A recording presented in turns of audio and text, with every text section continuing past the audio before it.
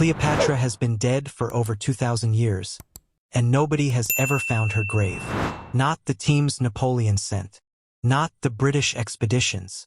Not the Egyptian government, which has spent decades running radar equipment across the desert that can practically see through solid rock. The most famous woman in the ancient world, and we genuinely don't know where her body is. There's a woman in Alexandria right now who thinks she's finally close. Her name is Kathleen Martinez. She's not an archaeologist. She's a criminal defense lawyer from the Dominican Republic, no PhD, no university backing, no funding when she first arrived in Egypt in 2005. She just packed up her life and went because she had a theory nobody in the field was willing to take seriously. For 20 years, she hasn't left. That theory started in 1990, when Martinez began reading everything she could find about how Cleopatra died and where she might have been taken. And she noticed something most professional Egyptologists had brushed past. Cleopatra wasn't only a political ruler. She was worshipped as the living incarnation of the goddess Isis. And in Egyptian religious tradition, that distinction mattered because you didn't bury a goddess in a palace tomb. You buried her in a temple built for her. Which raises a question that seems obvious once you ask it. If Cleopatra's priests were trying to hide her body from the Romans, who wanted to drag her corpse through the streets of Rome as a war trophy, would they really leave her somewhere easy to find? Martinez didn't think so. She worked through 21 candidate temples across Egypt and settled on one. Taposiris Magna, a site about 30 miles outside Alexandria. Built for Osiris and Isis, dating to exactly the right period. She brought this theory to Zahi Hawass, the man who spent 3 decades controlling access to Egypt's most important excavation sites, and the most recognizable Egyptologist in the world. He told her flatly that Egyptians didn't bury people inside temples, and that she was wasting her time. She kept digging anyway. Over the next 2 decades, her team pulled a remarkable amount out of that site. Coins stamped with Cleopatra's image, hundreds of them. Mummified remains. Underground burial chambers. A sprawling necropolis with 20 separate catacombs.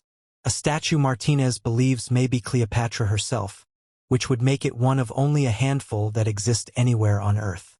There were moments when it felt like the next dig might be the one. Then it wasn't. Then another season ended and she was still standing in the same desert with the same question. None of it was the tomb. Then in 2022 something changed. Drilling crews working the site broke through into a tunnel nobody knew was there. Cut straight through solid rock. More than 4,000 feet long, buried 43 feet below the surface. And it wasn't going nowhere.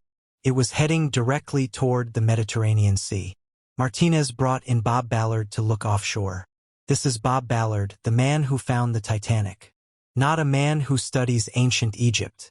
The man who located a ship that had been lying at the bottom of the Atlantic for 73 years. In the dark, in water 2 miles deep. That man. Martinez called him and he came. His team found what appeared to be the ruins of an ancient harbor just offshore. Stone columns, smooth flooring, ship anchors, storage containers. All dated back to Cleopatra's era. A port that had simply ceased to exist after an earthquake shifted the coastline centuries after she died. Put it together and Martinez's theory is this. Cleopatra's priests moved her body through that tunnel, out to that port, and buried her somewhere along a coastline the sea later swallowed whole. Which would mean her tomb isn't in the desert. It's underwater. Not everyone is convinced, and Martinez knows it. Hawass eventually came around to collaborating with her. But when the statue surfaced, his read was that it's Roman era, not Cleopatra. Other archaeologists point out that a tunnel near an Isis temple proves exactly one thing. There is a tunnel near an Isis temple. That's not nothing, but it's also not a burial site. Martinez doesn't argue with that. What she says instead is that 20 years of pulling artifact after artifact out of the same location, 337 coins bearing Cleopatra's face, a scarab inscribed with a line about the justice of Ra, an underground network of chambers pointed toward a sunken port, has to count for something. None of it proves she's down there, but it's the closest anyone has gotten in 2,000 years of looking. 2,000 years of searching, dozens of expeditions, empires with unlimited resources.